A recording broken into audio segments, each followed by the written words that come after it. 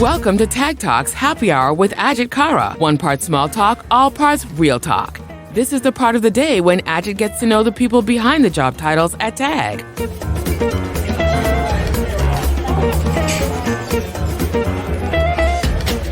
Hello, my name is Ajit Kara and I'm the CEO of Tag Americas. I believe that every company's biggest asset are its people. And I'm very fortunate to work at Tag where I think we have amazing people. So I decided to do a podcast to really understand what makes them tick and who are the people behind the curtain, so to speak. These podcasts are being produced by Kaylie. Hi, Kaylie. How are you? Hi, Ajit. I'm well. How are you? Very well. How was it felt like 6 months that you were away in Australia?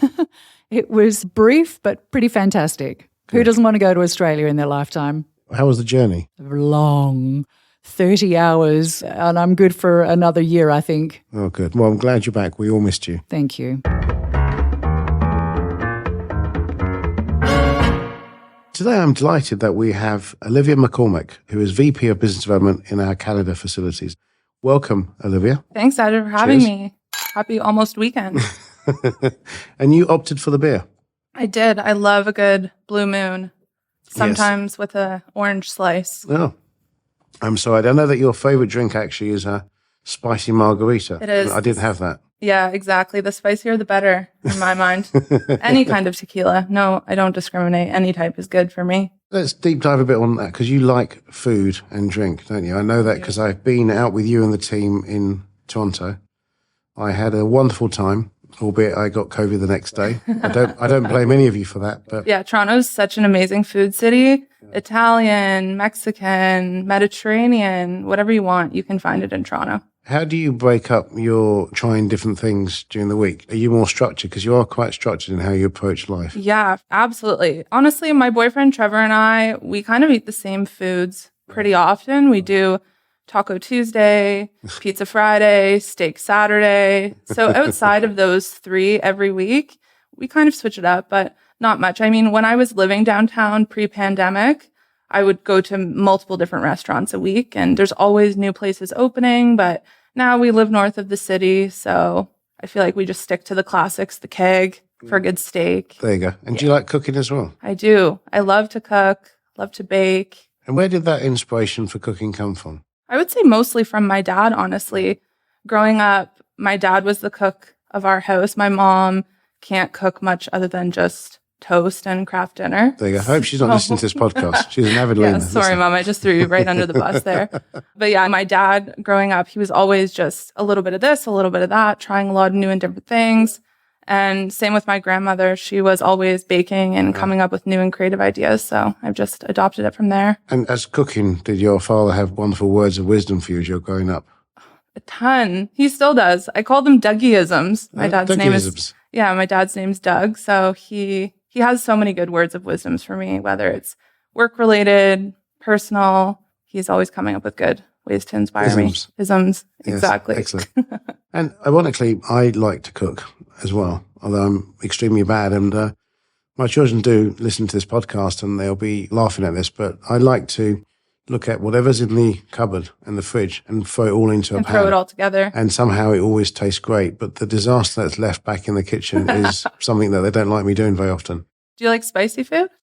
I do, but not so that it's too spicy. I like spice to taste, not that it burns me up. My tolerance of actually eating too spicy food is not great for some reason. Well, most people think when it's too spicy, you're supposed to drink water to cool your mouth, but it's actually milk. Yes, that's right. Yes. Yeah, or alcohol. Or more tequila, more spicy margaritas. So let's get a bit more back to your background then. So sure. Where were you born? Yeah, so I do have a bit of an interesting background that some people might not know about me. So I was born in Romania. Oh, wow. And I'm adopted. Okay. So most people actually, when they first meet me and see a photo of my family, they say, oh my God, you look so much like your parents. And it surprises them when I say we're not related at all. Wow. So I was born in Romania. I was in an orphanage for the first year of my life, and my mom couldn't have kids. So when they were in their early 30s, a whole plane of people actually flew over to Romania right after the Gulf War. So mum and dad were American though? Canadian, sorry, yes. Yep. Right. A whole plane of Canadians flew over to Romania to adopt babies after the Gulf War. And they went to a bunch of different orphanages. picked up a bunch of kids. And apparently I was the only baby who cried when they put me down. Oh, wow. So my dad said, she's the one. See, they knew. Yeah, that's They knew. fantastic. That's an amazing story.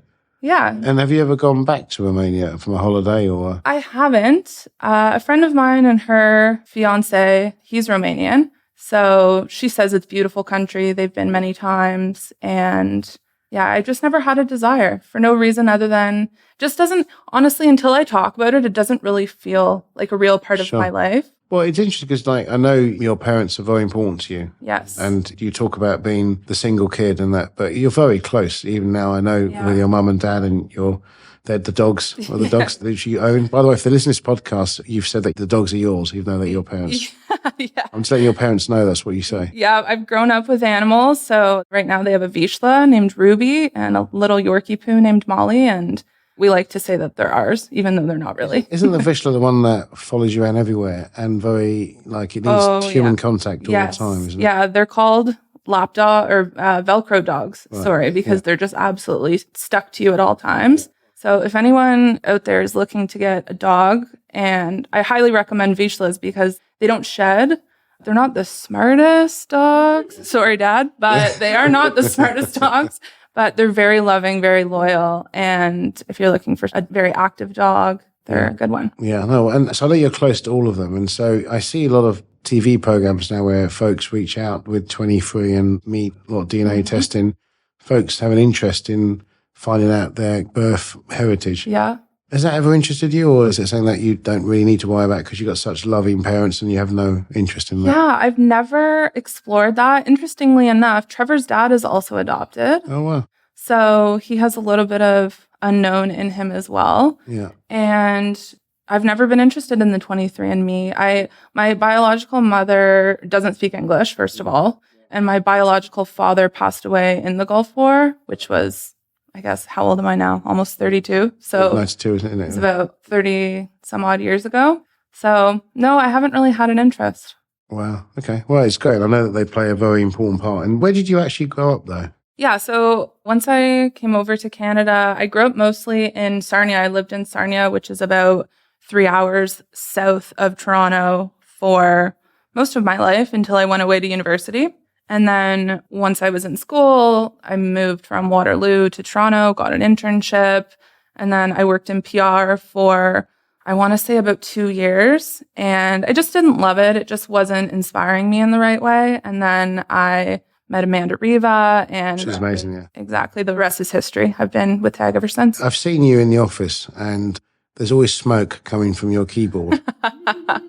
And if I remember correctly, when we've had conversations, like, you are an incredibly hungry journalist or content. You absorb content and documentation and words. And where does that all come from? It's quite an interesting. Yeah. I mean, I used to want to be a journalist. That's kind of how everything started for me. When I was a kid, I was always writing short stories, and I could read chapter books before I was in kindergarten. Wow. So I was always interested in reading and writing, and I was very competitive as a kid in terms of typing. I could challenge anyone. Still are, by the way.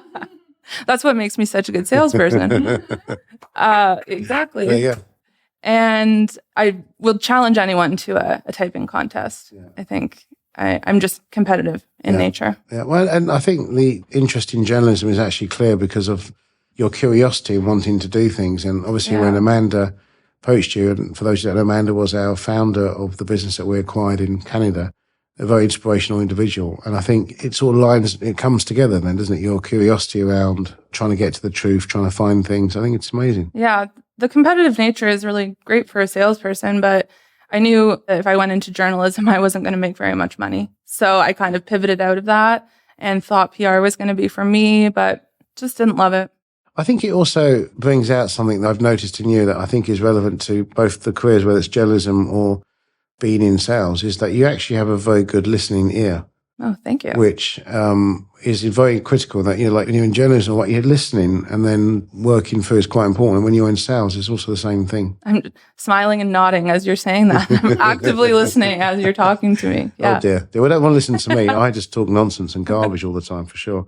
And then tell me about We talked about, I saw in some notes actually, that your parents did actually get onto a show, which I'd like to explore a bit more. That's actually quite good. They did. A lot of people in the podcast I've listened to so far, which have been great, by the way, have talked about all these famous people they've met and all these amazing stories. And I've never met anybody famous, but interestingly enough, my parents have actually been on national television twice within 24 hours.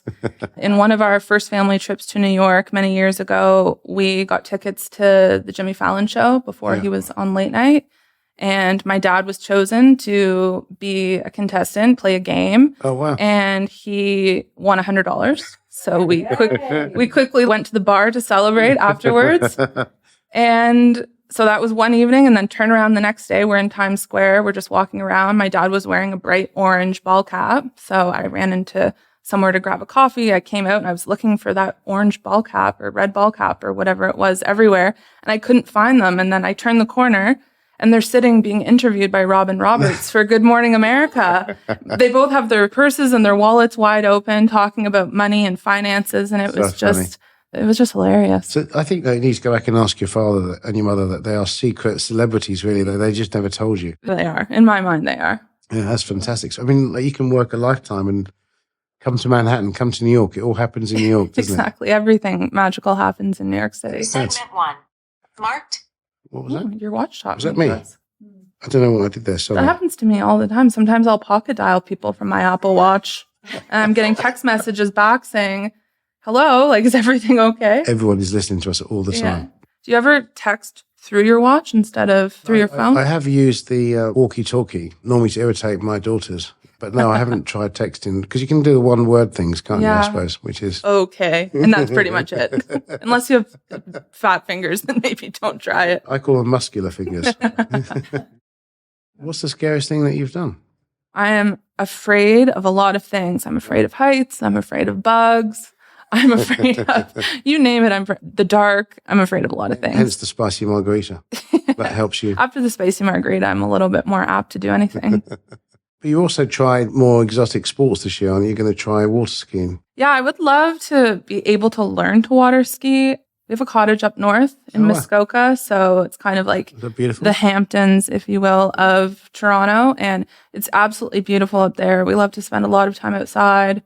Walking around, going to get ice cream, going on the Sea-Doo. But one thing that I haven't mastered yet is water skiing. And it's harder than it looks. It is much harder than it looks, because learning as an adult, you have so much fear, right? Sure. When you learn as a little kid, you have no fear and you can just pop right up there, and then the skill kind of stays with you for life. So tell me a bit more about things that we may not know about you. I mean, other than wanting to learn to water ski, I know I can name all 50 states. Do it! I would need a pen and paper. Well, actually, I don't know the song. I have another. Do you know the song? I don't know the song, but as I recently became a citizen, I did look at some of these things. Yeah. So I thought I would test you on this. Okay. The live test, you didn't know this. So how many states begin with the letter M? All right. We have Montana, Missouri, Minnesota. There's more than that. Time's up. 8. I know there's more than 3. Well, I'll give you an easier one then. Okay. How many states border your home country of Canada? Oh, that's a great question. Well, we border with New York, of course. We border with Michigan. See, I was surprised at this, because I obviously don't know, because I'm unintelligent, but I looked it up. 13. We border 13 states? Yeah, I didn't know that either. That's impossible. Someone's going to check this and prove that I'm wrong. There's no way. 13 states. I looked on a quiz app on Google. I'm sure it's wrong, but it doesn't sound right to me, but they said 13. No, there's no way. There's no way.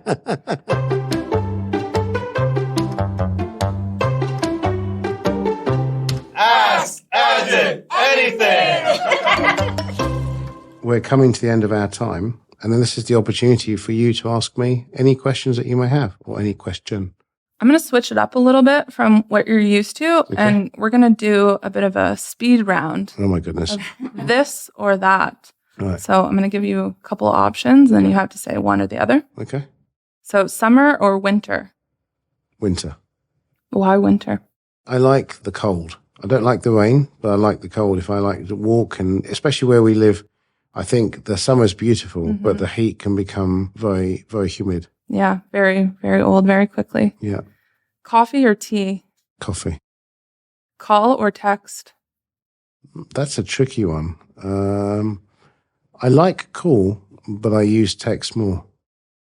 Sunrise or sunset? Sunset. So are you more of a night owl? Yeah, I just don't like getting up early. Not a morning person? Noted for future. Don't book meetings with Ajit in the morning. Correct. Would you rather attend a party or host a party? That's a good question. I actually do like hosting parties. I've never been to one of your parties, but I can imagine you would be a great host. Not yet. No, I haven't done due to COVID for a while, but I actually do like to host. My wife is an amazing cook. Oh, great. So she slaves away in the kitchen, and I like setting the dinner table. I like choosing the wine. I actually do like hosting, and I don't mind attending as well for those that want to invite me to a party. Cats or dogs? Dogs. Vizslas in particular? Very interesting. I have a Bichon Frise, Okay. who is lovely. His name is Wilkins. He's a good dog. I've saved the best for last. There you go. The UK or the USA? Oh, definitely USA, UK. In that order. Look, I'm very proud to be an American citizen. I'm still very proud of where I came up in the UK, and also incredibly proud of India, where I was born. So I consider myself a citizen of all three great countries. You know, my birthplace of India, my upbringing of the UK, and my current home of the USA. And for those that know me, I tend to oscillate which one I am based on the sport. So I support the country that has the best chance of winning. Which is usually not the UK. The USA or the UK, actually, depending on the sport. Well, actually, all three don't have a great track record, let's be honest, except for cricket for India. But anyway, it's been a pleasure. And Olivia, thank you so much for making the time to come down. Your background, your fascinating interest, your sort of hunger and way that you work means that that's no wonder why you're such a great person that drives growth in Canada. And thank you for being a great person. Well, thank you, Ajit. Thanks for having me. Cheers. Cheers.